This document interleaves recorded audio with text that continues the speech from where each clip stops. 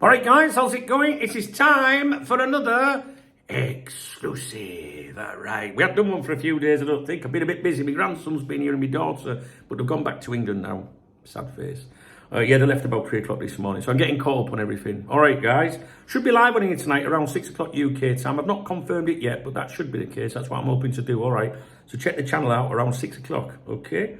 So in this exclusive, those of you that, are new to my channel, I basically take a look at the exclusives and we look to see if they are exclusive or not. I've not read the article yet. I've read the headline. I've got a rough idea what it's going to be about. I can't read the entire article to you, but I will read out the key points. I only leave out filler, like Liverpool that won the league or whatever, so that I can give it a summary, so I can summarize it. And remember, if you don't know the website's credibility when you're visiting a website, judge it by the amount of advertising, right? 27 years I've been doing this, and what I've come to realize is that the more adverts usually means the more bullshit, all right? Because otherwise, what's the incentive of driving traffic to their website or clickbaiting, etc.? Now, this is the article in question here. You can see that big word there, exclusive, all right? It's published on Football Insider, so I can tell you right now this is going to be a load of shite, all right? That's what I think it's going to be, a load of shite. And it's written by someone called Ben Palmer. And we're going to go through it together. So, and I also get Dave, my AI assistant, to look at it. I've been training Dave since last year. He monitors the articles, he analyses them, the journalists that publish them, and the websites and newspapers, etc., that host them and publish them, right? And he will give his opinion on that. And I know you guys really like to see what Dave's got to say. So, exclusive.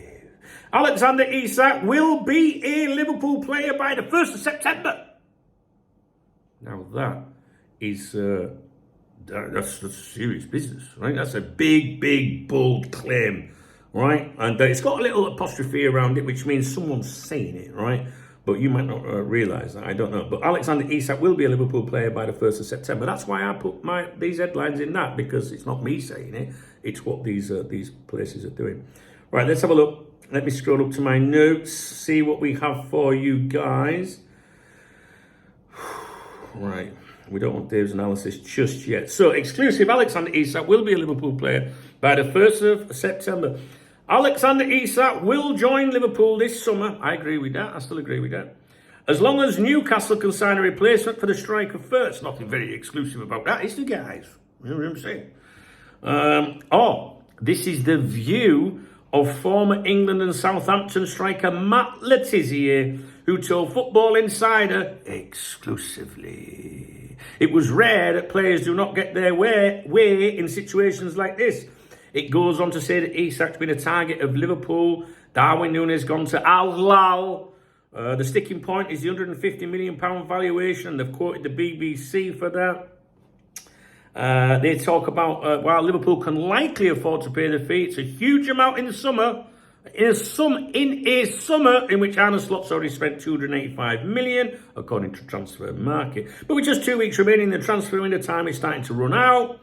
Matt Le Tissier predicts Liverpool will complete Isak deal, is the next subheadline. In bold, I'll have you know. And he was speaking exclusively to Football Insider. Let's see what he says. He said he thought Isak's decision to go on strike was disrespectful. That's before they start quoting him for everything that he's got to say. So when asked whether he will be a Red before the transfer window reaches its conclusion, Le Tissier said, I think he will be at Liverpool. In these situations, it's very rare that the club comes out on top and the player normally gets his own way. Obviously, Newcastle probably have to make sure they have a replacement in before they sell him. Excuse me. But I think that probably will happen at some point. I think that was one thing and two probablys. Come September the 1st, I think he'll be a Liverpool player. So, a lot of thinking and a lot of probablys. Let's see what fucking Dave's got. Dave's best bit, he's better than me, isn't he? Right, Dunk? Let's put this one on the slab. Football Insider have rolled out another exclusive. And surprise, surprise, it's not what it says on the tin. Headline analysis, exclusive. Alexander Isak will be a Liverpool player by the 1st of September. That's a definitive, time-stamped claim. It doesn't hedge, it doesn't say could or may, it's written as fact. But the actual content It's Matt Letizier's opinion. Nothing more. Not Isak's camp, not Liverpool, not Newcastle, not Ornstein or Joyce. Just Letizier giving his gut feeling dressed up as inside knowledge. So once again, headline equals certainty, article equals pundit guesswork, classic football insider sleight of hand. Is it really exclusive? No. The exclusive element is Matt Letizier being asked for his opinion. That's it. No sources. No sources inside Liverpool. No leaks from Newcastle. No agent whispers. Just a retired striker speculating. To call this as an exclusive is like me saying, exclusive. Dunk thinks Isak will be a Liverpool player. It's meaningless unless Dunk is negotiating the deal. Sources and buzzword count. Exclusively told Football Insider twice. Exclusive 4 times. Headline, subhead, intros. Revealed 0. Because they didn't fucking reveal anything, did they? We understand 0. Every single exclusive is just attached to Letizier's comments, not one inside source is referenced. Does the headline match the content? Absolutely not. Headline, fact, Isak will be a Liverpool player by 1st of September. Content, Letizier's opinion, I think he will be. That's a bait and switch. Football Insider weaponises the pundits, I think, into a definitive headline, banking on fans not reading beyond the click. All right? And that's why I review these fucking things, because some people see the header, oh, he said by 1st of September. I've seen it online, it said 1st of September. But often people don't, know about the credibility of these websites or don't tell people. Because if you told me that, I go, all right, where did you get it from? Football Insider, Duncan, shut up, silly cunt. Do you know what I mean? All right?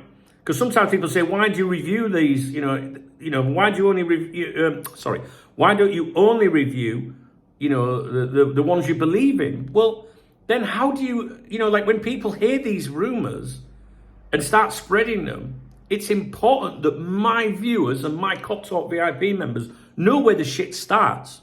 That's why. So if you hear anyone today saying, because this is what they do, someone that doesn't know about this will go on social media today and go, I've heard September 1st.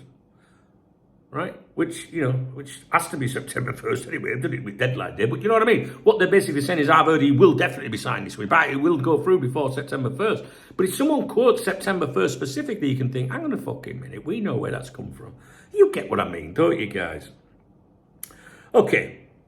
Contradictions and weaknesses, transfer fee confusion. Headline suggests a done deal is inevitable. Content admits Newcastle want £150 million and that it's a sticking point.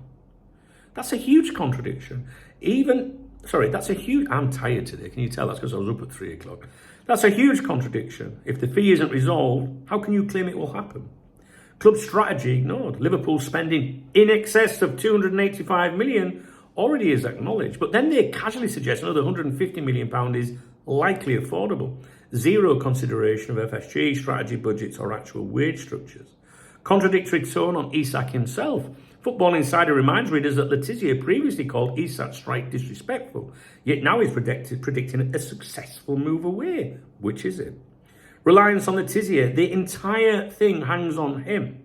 No corroboration, no balance, just a man guessing into the void. Content breakdown. This is the word count. I like it when Dave does this. So the article total, it's approximately 670 words. About the Isak deal itself, Letizier quotes, 170 words, that's around 25%. Background filler mentions of fees, spending, repeating earlier Football Insider lines, around 500 words, that's 75% of the article. So 25% is pundit opinion, 75% is filler and recycled context. And they don't match the headline anyway, do they?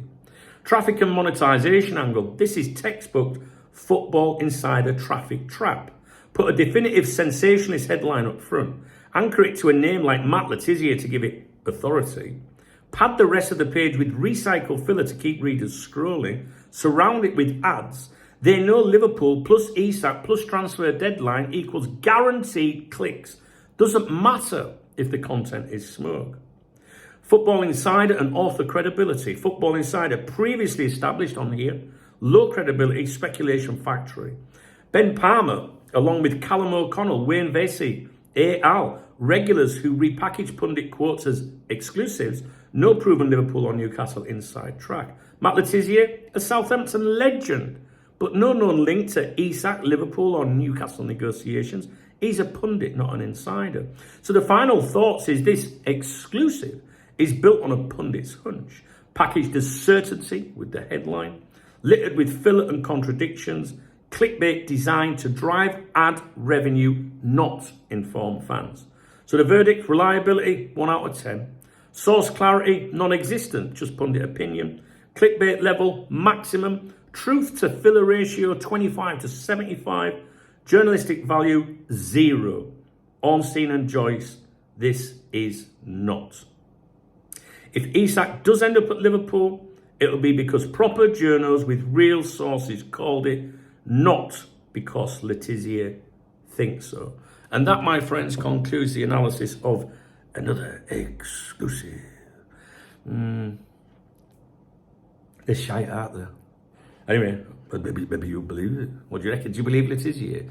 Well, do you know what? If you believe Letizia, it doesn't mean that it's an exclusive, does it? Do you know what I mean? It's just an exclusive opinion. And I'm not sure how many of you guys still think Isak will come. I think he will come this summer, personally. But even if he doesn't, I still think he'll come. But the article is, will come by deadline day. And I think a lot of people will be saying that. So really, it's not exclusive, is it? It's just someone's opinion, you know? And I don't think that they've dressed that up properly in the headline, which is what I would do if I was writing an opinion by someone. But my intentions, you know, are in the right place. Whereas this is, as Dave says, it's just clickbait level maximum. All right, guys, I'll leave it with you. If you appreciate the video, please thumbs up the video. Please drop me a comment if you've got anything to say. Let me know what your latest thoughts are on Isak. Whatever you want, let me know. Is there anything? Yeah, there's a love out under the video. If you're going to buy me a coffee or a beer, it's called a super thanks button. And it supports my channel and everything I do here. All right, guys. And anyone that does that, I always give them a shout out on the morning briefing on my other YouTube channel, Duncan Oldham. The link to that channel is in the video description and it's probably on the screen around now too. I haven't done my morning briefing yet, but I plan to do one at some point today. It's probably going to be a debriefing the way things are going because it's 2:30 in the afternoon now. All right, guys, I got to go. I'll speak to you in a bit. Take care. All right.